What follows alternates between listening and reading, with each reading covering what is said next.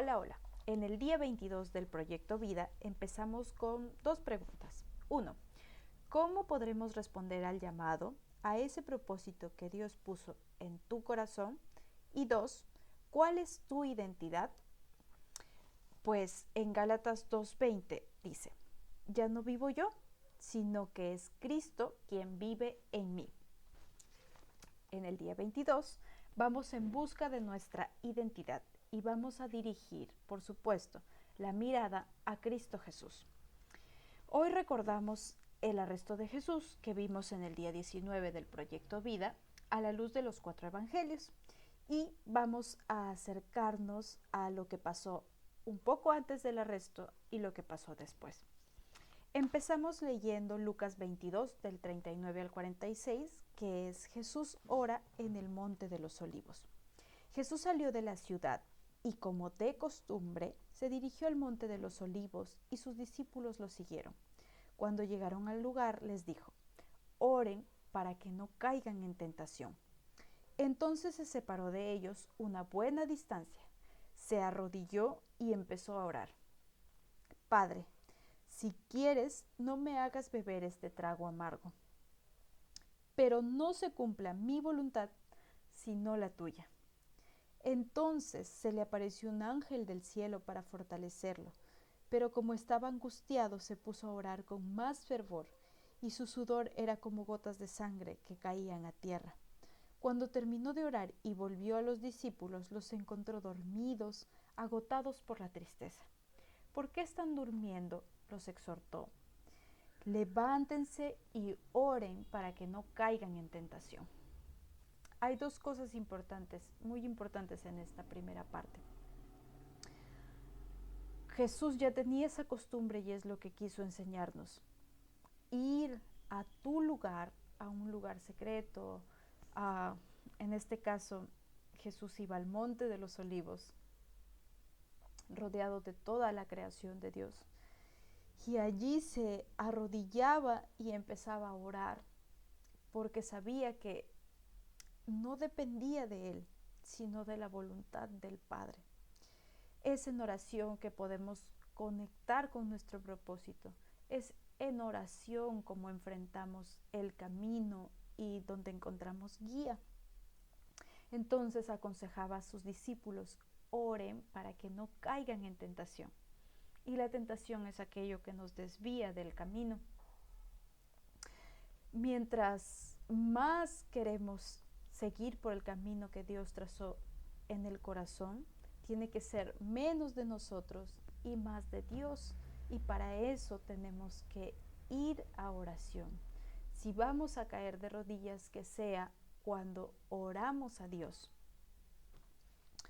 Luego, en su oración, Jesús dice, Padre, si quieres no me hagas beber este trago amargo, pero no se cumpla mi voluntad, sino la tuya. Y es que Jesús estaba tan angustiado que, a pesar de saber la voluntad del Padre, él estaba pasando por este momento tan difícil. Si recordamos el arresto de Jesús, como lo cuenta el Evangelio de Juan, vamos a poder ver, Juan. Ya está.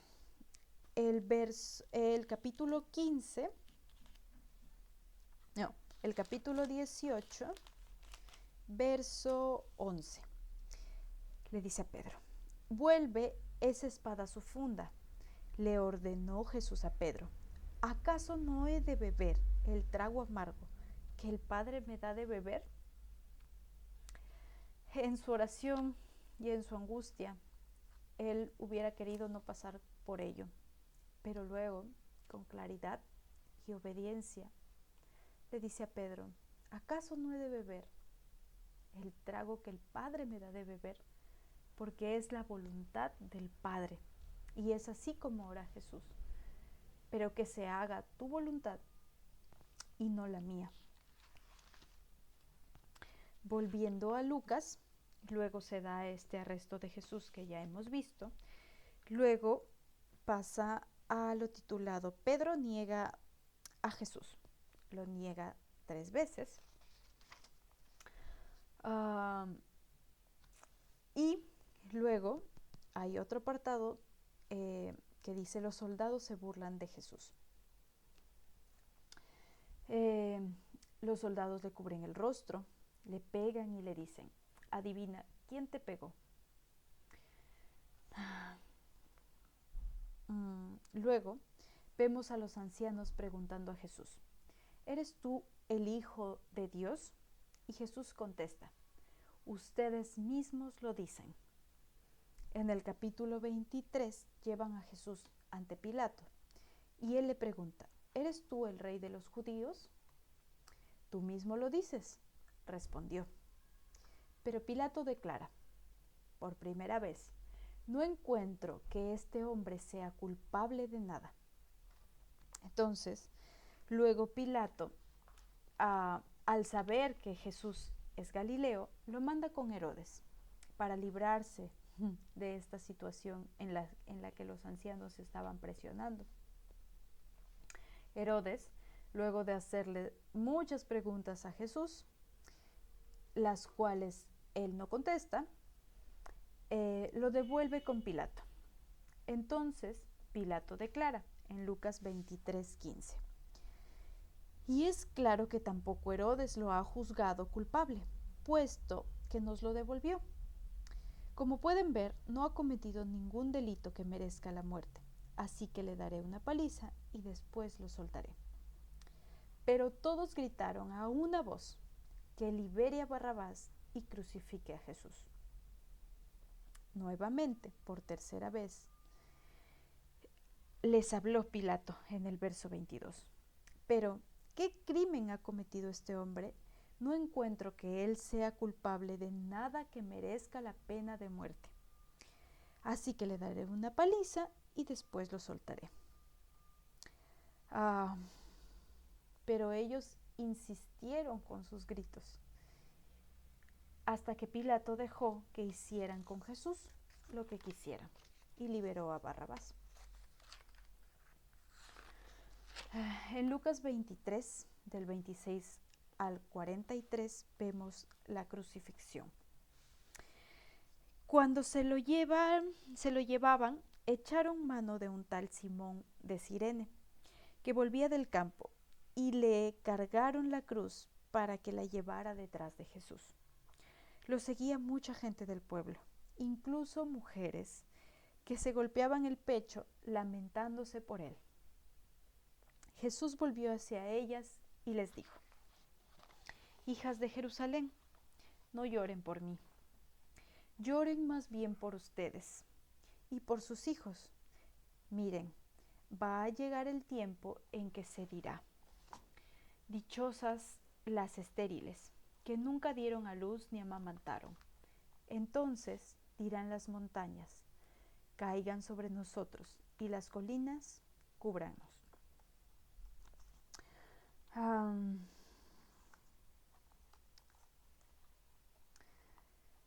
Y bueno, en esta primera parte nos invita a reflexionar sobre lo que está pasando actualmente. Eso fue hace 2025 años y nos puede hacer pensar en lo que hoy pasa.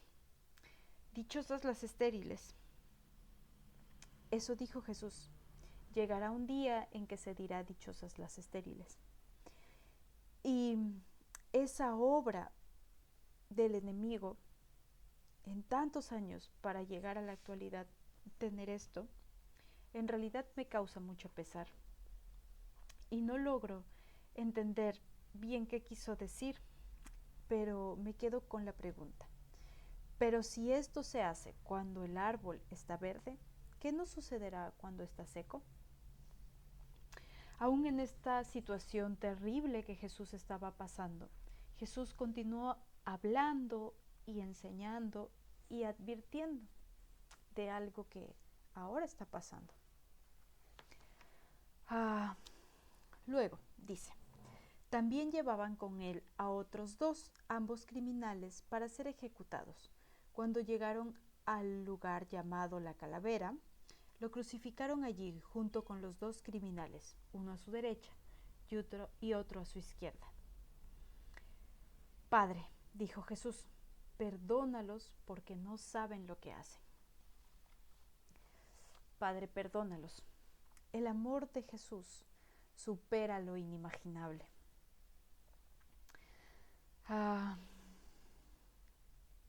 Es increíble que aún pasando por tanto dolor, Jesús pueda ver más allá y pida por todos, porque no saben lo que hacen, porque no sabemos lo que hacemos.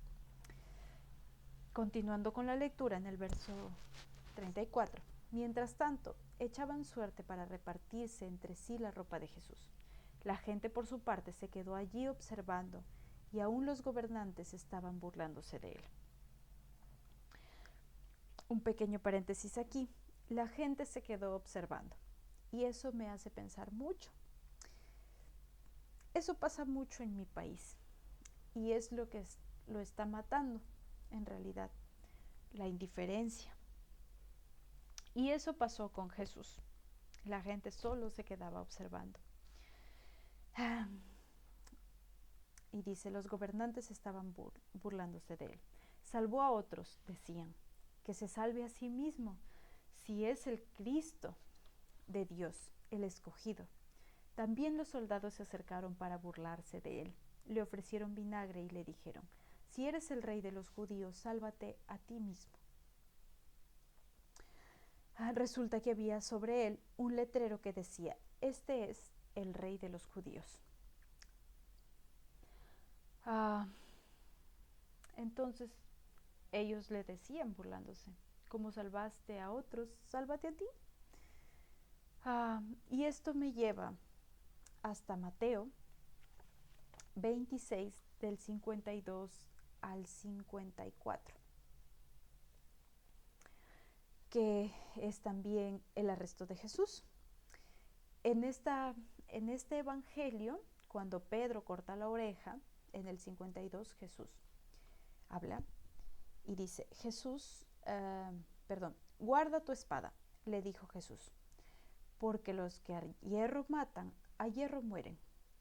Y en el 53 dice, ¿crees que no puedo acudir a mi Padre y al instante pondría a mi disposición más de 12 batallones de ángeles?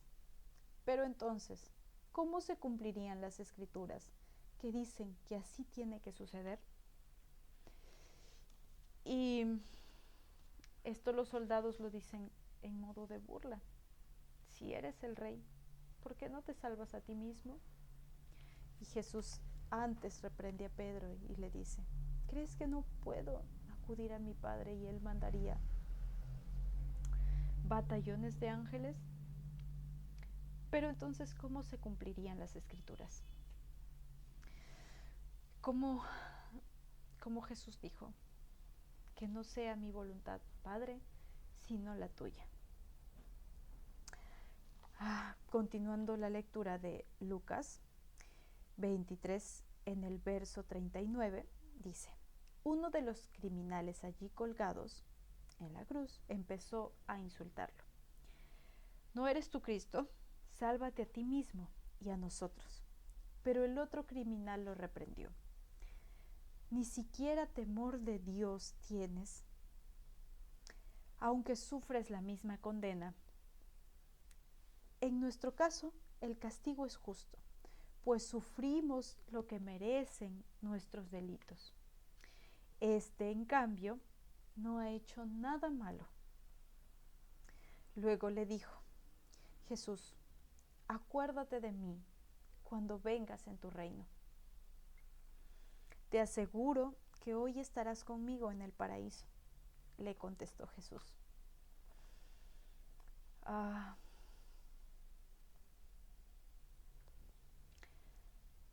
Y bueno, si vamos en busca de nuestro propósito, lo primero que necesitamos es saber cuál es nuestra identidad. Y por eso hoy estamos aquí, para conocer a Jesús. Jesús sabía quién es y de quién es. Por eso pudo cumplir con la voluntad del Padre. Y aquí podemos ver ese gran amor al cual nosotros pertenecemos.